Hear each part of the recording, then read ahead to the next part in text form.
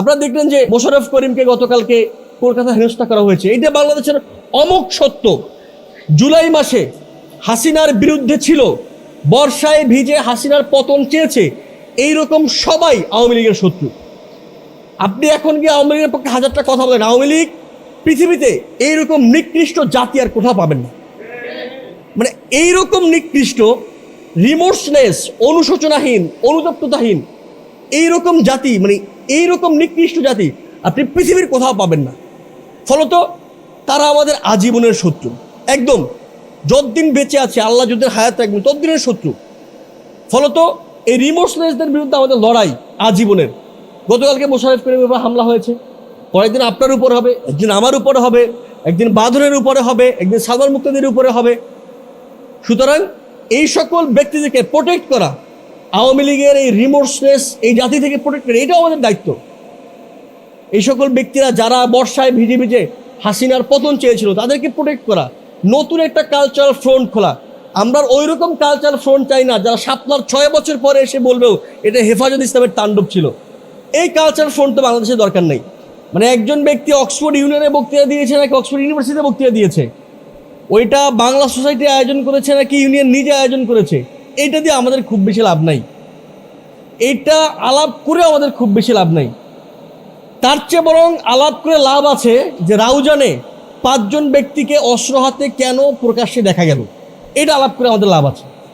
আমাদের আলাপ করে লাভ আছে যে এই বছর যে শিক্ষার বাজেট দেওয়া হলো সেই বাজেটেও গবেষণার জন্য কেন বাড়তি বাজেট দেওয়া হলো না। যে সম্পূরক বাজেট, যে খসড়া বাজেট আমরা অর্থমন্ত্রীর মুখে শুনলাম এবং আমরা দেখলাম, বলা হচ্ছে এটা স্বাধীনতার পরে বাংলাদেশের সর্বশ্রেষ্ঠ বাজেট, যে বাজেটে গবেষণার জন্য কোনো ভিন্ন বরাদ্দ নাই, যেই বাজেটে শিক্ষার জন্য গত বছরের তুলনায় এই বছরে খুব বেশি কিছু বাড়ে নাই, যেই বাজেটে রেভিনিউ যা ধরা হয়েছে সেই রেভিনিউ কোনোভাবে বাংলাদেশে আসা সম্ভব নয়। এটাকে বলা হচ্ছে বাংলাদেশের সবচেয়ে বড় সবচেয়ে ভালো বাজেট। এইগুলো আলোচনা করে আমাদের লাভ আছে। আমাদের এখন আলাপ করতে হবে যে বাংলাদেশে জুলাইয়ের পরে, জুলাইয়ের এত মানুষের এই জমিন শহীদের রক্তে ভেজা জমিন, এই জমিন আপনি সাধারণ কোনো জমিন হিসেবে ভাবলে হবে না। শহীদের রক্তে ভেজা জমিন, এখানে বহু শহীদের রক্ত আছে, এখানে 47-এর শহীদদের রক্ত আছে, 71-এর শহীদদের রক্ত আছে, এখানে 24-এর শহীদদের রক্ত আছে, এখানে 90-এর শহীদদের রক্ত আছে। এই শহীদের রক্তে ভেজা জমিনকে আমরা কিভাবে আরো সুন্দর করে সাজাইতে পারি সেই ভাবনা আমাদের ভাববার আছে। আমরা ইদানিং সময়ে বাংলাদেশের ছাত্র রাজনীতিতে যা কিছু দেখছি সেটা খুব ভালো সাইন না, খুব ভালো আলামত না। ফলত আমি ছাত্রপক্ষকে দেখলাম যে তারা বিগত কয়েকদিন ধরে মধুর ক্যান্টিনের সামনে জুলাই সনদের উপরে টানা আলোচনা করেছে। একদিন শিক্ষার্থীদেরকে ডেকেছে, একদিন আইনজীবীদেরকে ডেকেছে, একদিন মাদ্রাসা ছাত্রদেরকে ডেকেছে। খুবই গুড অ্যাপ্রোচ। আমাদের এখন রাষ্ট্র গঠনের সময়, আমরা এখন গঠনের প্রক্রিয়া আছি। আপনারা জানেন যে একটা বড় রক্তক্ষয়ী অভ্যুত্থানের পরে, বড় রক্তক্ষয়ী বিপ্লবের পরে, গণ অভ্যুত্থানের পরে গঠনের সময় আসে। আমরা এখন ওই গঠনের যুগে বাস করছি। আমরা অনেকগুলো ডিবেটকে ফয়সালা করে ফেলেছি। আমরা দেখলাম যে বিএনপির একজন এমপি কেন জামাতের নারী এমপিরা হিজাব পরে এসছেন, নিকাব পরে এসছেন, এটা কথা বলছেন। এই ডিবেট আমরা ফয়সালা করে ফেলছি যে বাংলাদেশে সবাইকে তার ধর্ম পালনের অধিকার দিতে হবে। এরকম অনেকগুলো ডিবেট ফয়সালা হয়ে গেছে বাংলাদেশে, আরও অনেকগুলো ডিবেট আছে। আমাদের সেই সকল ডিবেটকে আলোচনার মাধ্যমে, আলাপের মাধ্যমে, তর্কের মাধ্যমে ফয়সালা করে বাংলাদেশকে একটা অনন্য উচ্চতায় নিয়ে যেতে হবে।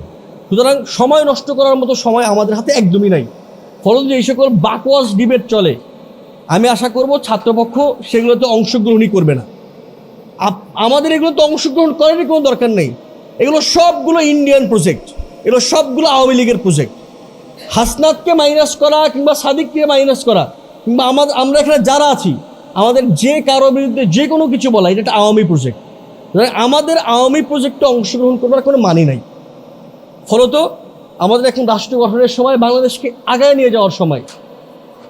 এই এগিয়ে নিয়ে যাওয়ার জন্য আমরা কী করতে পারি, ক্যাম্পাসগুলোকে সুন্দর করবার জন্য আমরা কী করতে পারি, তা নিয়ে বিস্তর আলাপ, বিস্তর আলোচনা, বিস্তর ডিবেট হবে। আপনারা দেখেছেন, আপনাদের নিশ্চয়ই মনে আছে, 12ই ফেব্রুয়ারির আগে, ইমিডিয়েট আগেই শাহজালাল বিজ্ঞান ও প্রযুক্তি ইউনিভার্সিটিতে ইলেকশন হওয়ার কথা ছিল। সেই ইলেকশন নির্বাচন কমিশন স্বৈরাচারভাবে বন্ধ করে দিয়েছিল। ইলেকশন হয়ে গেছে, নতুন সরকার এসেছে 3 মাস, এখনও সাস্তে সেই ইলেকশনটা হয় নাই। আমরা দেখলাম যে ইন্টারিম গভর্নমেন্টের সময় অনেকগুলো বিশ্ববিদ্যালয় একের পর এক ছাত্র সংসদ নির্বাচন অনুষ্ঠিত হলো নির্বাচিত সরকারের সময় একটাও আমরা গত 3 মাস ইলেকশন দেখলাম না। অন্যান্য বিশ্ববিদ্যালয়ের ছাত্ররা কি ইলেকশন চায় না? তাদের মধ্য থেকে কি লেজিটিমেট লিডার বের করে আনতে হবে না? আমরা গত 3 মাসে একটা বিশ্ববিদ্যালয়, একটা কলেজেও, একটা শিক্ষা প্রতিষ্ঠানেও একটা ইলেকশন দেখলাম না। এই যে সকল ইলেকশনগুলো বন্ধ করে দেওয়া হয়েছে, আমাদের এইগুলো নিয়ে আলোচনা করতে হবে। আমরা আমাদের অনেকগুলো লেজিটিমেট লিডার চাই বাংলাদেশে। এরপরে যেই লিডারশিপ আসবে, যেখানে একটা ইউনিয়ন পরিষদের মেম্বার থেকে শুরু করে প্রধানমন্ত্রী সবাইকে জুলাইপন্থী হইতে হবে। ছাত্রলীগ করেছে, বাংলাদেশে হিন্দুত্ববাদী প্রজেক্ট বাস্তবায়ন করেছে, এদের কাউকে একটা মেম্বারও হতে দেওয়া হবে না। সুতরাং এই লেজিটিমেট লিডাররা আসবে ক্যাম্পাস থেকে, কিন্তু ক্যাম্পাসের ইলেকশনগুলো আপনারা দেখলেন বন্ধ হয়ে গেছে। আমাদের এইগুলো নিয়ে কথা বলতে হবে। আমরা দেখলাম কথা বলছি অক্সফোর্ড ইউনিয়ন নাকি অক্সফোর্ড ইউনিভার্সিটি। আপনি নিজে অক্সফোর্ড জীবনে পড়তে পারবেন সেই চিন্তা করছেন? আপনি আলাপ করতেছেন এটা অক্সফোর্ড ইউনিয়ন করছে নাকি অক্সফোর্ড ইউনিভার্সিটি করছে। বরং বাংলাদেশের ছাত্ররা কেমনে করে আরো বেশি বেশি অক্সফোর্ডে পড়বে, আমাদের সেই জন্য বাংলাদেশের ছাত্রদেরকে তৈরি করতে হবে। এইটাই ছাত্র সংগঠনের কাজ, আর কোনো কাজ নাই। বাংলাদেশে আইন শৃঙ্খলা পরিস্থিতির যেই রকমের অবনতি, এটা মজার খেলা। স্বরাষ্ট্রমন্ত্রী যে এলাকার, ওই এলাকায় আইন শৃঙ্খলার পরিস্থিতি আরও বেশি খারাপ। মানে এ কী অবস্থা! মানে স্বরাষ্ট্রমন্ত্রী যেখানে তার বাড়ি, ওইখানে মানুষ খুন হয় আরও বেশি। ফলত এই যে বাংলাদেশের মানুষ অনিরাপদ, আমাদের বোনরা এখানে আছেন, বোনরা যে অনিরাপদ, মেয়েরা যে অনিরাপদ, এইগুলো নিয়ে আমাদের বেশি কথা বলতে হবে। বাংলাদেশকে আগায় নিয়ে যাওয়ার জন্য আমাদের নানা রকমের পরিকল্পনা করতে হবে। হাজার হাজার লক্ষ লক্ষ পরিকল্পনা লাগবে, লক্ষ লক্ষ কাজ করতে হবে। এটা আপনাদের একাদের পক্ষেও সম্ভব না, আমাদের পক্ষেও সম্ভব না। এখানে অন্যান্য ছাত্র সংগঠনের লিডাররা আছেন, তাদেরও কাজ করতে হবে। আমাদের সবাই মিলে কাজ করতে হবে। কোনো একটা জায়গাতে বাংলাদেশের প্রশ্নে আমাদের এক হয়ে যেতে হবে। অনেক রকমের ডিবেট থাকবে, আমি জানি ছাত্রপক্ষের ইডিওলজিক্যাল পজিশন আর ছাত্রশক্তির ইডিওলজিক্যাল পজিশন এক না। তর্ক শুরু করলে তর্ক সারা রাত করা যাবে, কিন্তু বাংলাদেশ তো এক। আপনি এইখানে কি তর্ক করবেন? এখানে কি ইডিওলজিক্যাল পজিশন নিয়ে আমার সঙ্গে আপনি ডিবেট করবেন? কোথাও ডিবেট করার কিছু নাই। আপনিও জুলাই যে আপনি মাইর খেয়েছেন, আমিও মাইর খেয়েছি, আমিও হাসিনার মামলায় জেলে গেছি, আপনারাও জেলে গেছেন। এইখানে আপনি কেমনে বিভক্ত করবেন? সুতরাং এইখানে বিভক্তির কোনো কিছু নাই। এই ক্যাম্পাসের জন্য আমরাও লড়াই করেছি, আপনারাও লড়াই করেছেন। ডাকসু ইলেকশনের জন্য আমরাও লড়াই করেছি, আপনারাও করেছেন। সুতরাং গণতন্ত্রের জন্য আমরা সবাই লড়াই করেছি। এই লড়াইয়ে ছাত্রপক্ষ ছিল, এবি পার্টি ছিল। মঞ্জু ভাই, ফুয়াদ ভাইকে আমি সাংঘাতিক রকমের সাহায্যকারী মানুষ হিসেবে পাইছি পুরো ফেসিবাদী আমলে, আমার পুরো ক্যাম্পাস লাইফে। আমরা এই বাংলাদেশ ছেড়ে কই যাব? এই গুম পরিবার ছেড়ে আমরা কই যাব? শহীদের পরিবার ছেড়ে আমরা কই যাব? কোথাও যেতে পারবো না। ফলত আমাদের এই সকল বাকোয়াজি তর্ক বাদ দিয়ে, কথা সর্বস্ব তর্ক বাদ দিয়ে কাজের জন্য নেমে যেতে হবে, আটঘাট বেঁধে নেমে যেতে হবে। আমরা আমাদের পুরো জীবনকে উৎসর্গ করে দিয়েছি বাংলাদেশের জন্য। আপনারা দেখলেন যে মোশাররফ করিমকে গতকালকে কলকাতা হেনস্থা করা হয়েছে। এইটা বাংলাদেশের অমোঘ সত্য। জুলাই মাসে হাসিনার বিরুদ্ধে ছিল, বর্ষায় ভিজে হাসিনার পতন চেয়েছে, এইরকম সবাই আওয়ামী লীগের শত্রু। আপনি এখন গিয়ে আওয়ামী লীগের পক্ষে হাজারটা কথা বলেন, আওয়ামী লীগ পৃথিবীতে এইরকম নিকৃষ্ট জাতি আর কোথাও পাবেন না।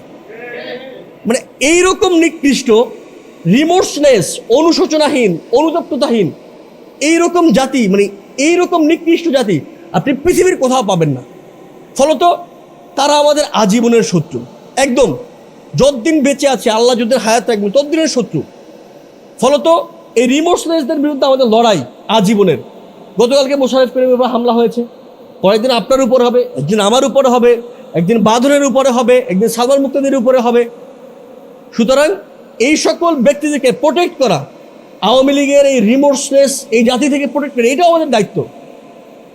এই সকল ব্যক্তিরা যারা বর্ষায় ভিজে ভিজে হাসিনার পতন চেয়েছিল, তাদেরকে প্রোটেক্ট করা, নতুন একটা কালচারাল ফ্রন্ট খোলা।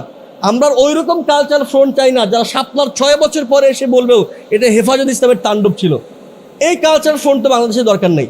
নতুন সাংস্কৃতিক ফ্রন্ট চলে আসবে বাংলাদেশে। যে ইয়াংরা জুলাই মাসে লড়াই করেছে, সামনের দিনে তারা গান করবে বাংলাদেশে, তারা কবিতা লিখবে, তারা নাচ করবে, তারা নৃত্য করবে, তাদের গান শুনবো, তাদের কবিতা পড়বো, তাদের নাটক দেখবো, তাদের সিনেমা দেখবো। এই কত কাজ, হাজার হাজার কাজ পড়ে আছে। আমরা এই সকল বাকওয়াস তর্ক বাদ দিয়ে চলেন সেই কাজে নেমে পড়ি। আমি ছাত্রপক্ষের প্রতিষ্ঠাবার্ষিকীর এই মহিমান্বিত দিনে এই শহীদদের রক্তে ভেজা জমিনে যে সকল শহীদদের রক্ত ঝরেছে, সকল শহীদ এই মাটির জন্য যারা জীবন দিয়েছে, আমাদের পূর্বসূরীরা, সবাইকে শ্রদ্ধার সঙ্গে স্মরণ করছি, সবার জন্য দোয়া করি। আমাদের আহত ভাইয়েরা এখন অনেক আছেন, জুলাই মাস 2 বছর হয়ে গেছে, সামনে আর 15 দিন পরে জুলাই। তারা যাতে সুস্থ হয়ে ওঠেন আল্লাহর কাছে সেই দোয়া করি। আপনাদের জন্য আমাদের প্রাণ ঢালা শুভকামনা। ছাত্রপক্ষের যে কোনো সাহায্যে, বাংলাদেশের পক্ষে কাজ করতে যে কোনো রকমের সাহায্যে ছাত্রশক্তি সবসময় পাশে থাকবে ইনশাল্লাহ। আপনাদের সবাইকে ধন্যবাদ। ছাত্রশক্তির জন্য দোয়া করবেন। আপনাদের জন্য অশেষ শুভকামনা। খোদা হাফেজ।